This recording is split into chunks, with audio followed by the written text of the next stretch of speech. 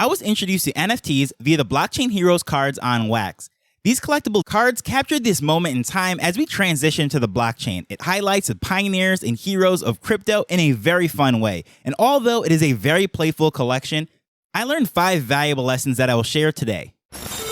Hello, I'm Taj, digitally known as Tropic Vibes, the host of Nifty Business, where we highlight NFTs and explore Web 3.0 as we move from pure speculation to creating real-world value.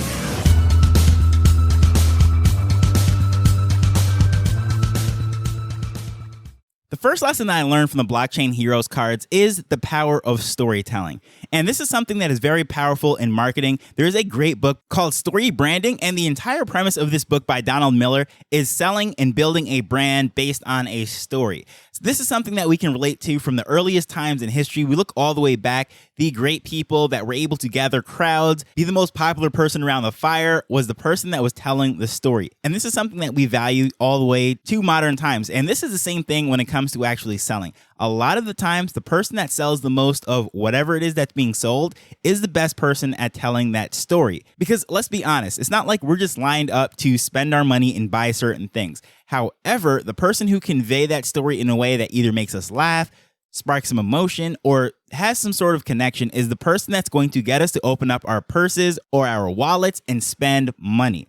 So in the case of selling NFTs, the thing that I learned from this collection is the power of story in the sense that each of these individual characters were put onto a card. They had a bio on the back, and these normally mundane, boring things such as cryptography and researching this stuff, they were put into the form of superheroes, and they had these depictions on the front that were playful, they were interesting, and as we all know, we love stories, we love superheroes, and that is how Marvel and Disney continuously make millions and billions of dollars. It's by putting these out. So creating this universe where these superheroes are fighting against the central powers to have decentralization and cryptography and all this stuff, it's just very fun and also ties back to real world individuals that actually did work on these things. And it's actually pretty fun to go onto Twitter and try to figure out who these people are, such as Miss Stability was the first person I found, also known as Elise Sam. I just stumbled upon her profile one time when I was looking at, I believe it was the NFT NYC speakers list, and sure enough, it popped up that her profile was the person that was featured on one of these cards. So since then, it has been fun to try to figure out exactly who these characters are,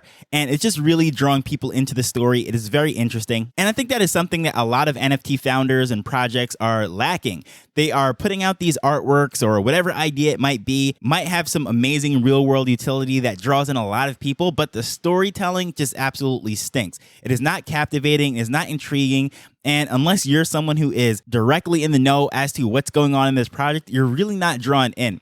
And I think we're doing a very bad job of drawing in people on the fringes or people that just might be curious. Up until this point, pretty much all of the sales have been from the diehard NFT people, and it's just the same recycled set of people. However, in order for this to actually go forward, be implemented in every type of business, we're going to have to see some interesting, innovative ways of using things. And that's why I like to highlight products that are incorporating NFTs, or even companies such as Starbucks who are using it as a rewards program, what have you, because that is a much more compelling story that people can actually relate to and understand. But number 2 thing that I learned from this collection is that collectors don't necessarily need an ROI. For example, I'm going to give you a connection that I made to get into this. You might have heard it many times, but as far as what made me see the value of the blockchain and everything is the fact that I used to collect Pokemon cards when I was younger. I have a binder all the way back from 7th grade. I remember sitting in the English teacher's class. We used to go there for lunch. We would trade Pokemon cards and what have you. And I literally have never played the game, and I have never sold any of my cards. And I just kept them in a binder, and I would trade, and I like to collect them.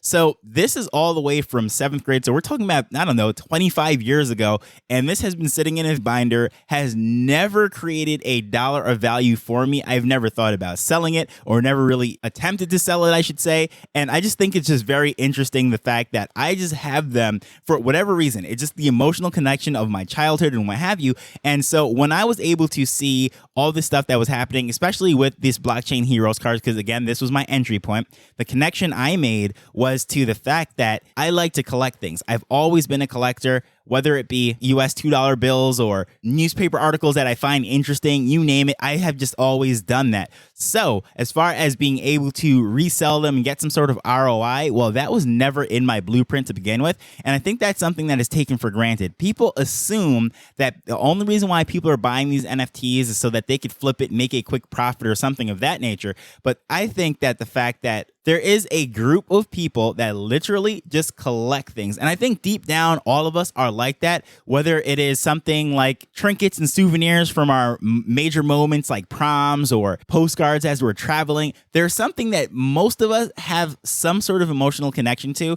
that we like to collect. We'll store them up. And there is no purpose other than how it makes us feel as to why we're holding on to them. And even if someone offered us money for them, it's like, it's something that never even crossed our mind to sell them because we were collecting them for whatever reason, how it made us feel.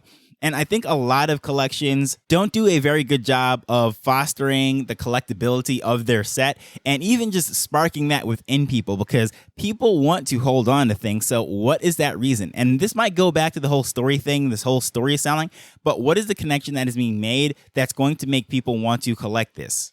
And number 3 is, I never really thought about it, is I would probably collect a lot more things if it weren't for the space. The beautiful thing with this whole blockchain technology and having NFTs is that they don't take up any space. They're on the blockchain, they're digitally stored, just like storing JPEGs, as we like to call it. Haha, we're trading JPEGs. But no, all seriousness, you can collect as many NFTs as you possibly want, and it's not going to take up any more space. I can be on 10 different chains and have hundreds of different NFTs or thousands of NFTs, and it doesn't require me to have a bigger storage unit. It doesn't require me to have an extra room in the house or anything of that nature. So I think that is something that's unique to digital collectibles, but I think it's overlooked in the sense that, again, people are focusing on the financialization of things and flipping it and then just trading JPEGs, but not necessarily seeing the fact that, people like to collect, but this is a great way to collect without needing any more space. It doesn't matter if you're in a college dorm room or you have a 10,000 square foot mansion, you can still collect the same amount of NFTs. Number 4 is the fact that diehard fans are willing to quote unquote follow the band, right? We can think of all through history. You have those groupies or whatever, they follow around the tour bus and they'll go town to town. This is like a thing that you'll see in a lot of old movies and stuff, especially like with the Beatles and the Rolling Stones and Guns N' Roses and, those types of people. They literally would travel around the country and go on tour with them and go every single city. Now, that's absolutely crazy, but you know what? For some people, it makes a lot of sense to have that tour t-shirt from every single city stopped along the way as they're following the band. Now, as far as with the blockchain heroes or any sort of collection or IP, if someone is a true fan of that thing, they're going to be willing to travel or go elsewhere. So, for example, I said it started as a collection on wax. Well, then they had drops on this app called Quid, which also is a digital collectible platform. However, most of them were not on the blockchain. I should say all of them were not on the blockchain originally, but recently they started to launch things that are mintable, allowed to be put on the blockchain. They were originally advertised as being mintable and would have come on the blockchain within a couple of months, but it took forever and it literally just rolled out. However, people would travel for that. Now, stepping back from NFTs in this particular collection and as a whole, let's look at, say, Spider-Man or Harry Potter, Star Wars, or any of these great IPs. It doesn't matter if they're in the format of movies, action figures, comic books, video games, theme park rides, in real life conventions and meetups. People are willing to go there for their IP. They're willing to celebrate it. They're willing to travel just like those groupies following the band. So if you truly have a great story, a great brand, people are willing to collect it, they're bought into it, it doesn't matter. They're going to follow to whatever medium that you choose to put it into. For example, what's happening with VeeFriends, how Gary started off with those cards, then he starts to do the plush animals, there's VCon and all those different things. There's supposed to be books, TV shows, all these things in the works. If the IP is built up enough and it is compelling enough, people are going to travel from medium to medium following that VeeFriends collection. And the fifth and final thing that I learned from this collection is that things that are easy to understand become popular. They have minted over 1 million of these cards and they're still popular. And every single drop, except for the last one that they did, sold out immediately. And the reason why the last one didn't sell out is I forget the exact event that was happening, but all sorts of craziness was happening as far as the market. I think some bad news. I don't know if it was the Luna one or whatever it was, but it was that weekend when the market was literally tanking, like 30% sell off in crypto that particular weekend, and it dropped on a Saturday. I remember I was at work, and that was the very first one where it didn't sell out. But previously, every single one of those collections and cards and events all sold out. And I think the reason for that is this collection is easy to understand. As I said, celebrating the heroes and pioneers within crypto and blockchain technology. It is as basic and simple as that. They're put in the form of heroes, and then on the other side, they created some villains that they had somebody to fight against. That is as basic as it gets. We love our superheroes. We love the good and evil battle, and it is not complex. And I think a lot of the problem that these collections, and not even just collections, just crypto as a whole is having, whether it is the value that is on the blockchain, whether it be Bitcoin or some stable coin or anything for that matter, is understanding that if it is not simple, people are just not going to understand it and buy into it.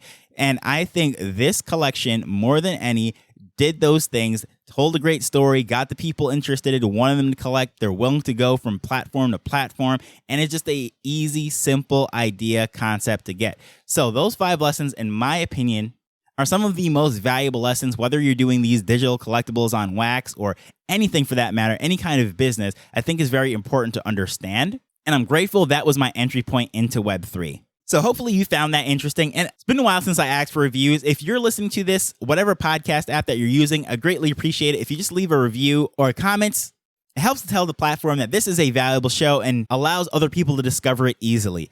I would like to thank you for taking time to listen to this as we're learning and building Web3 together. So until next time, later.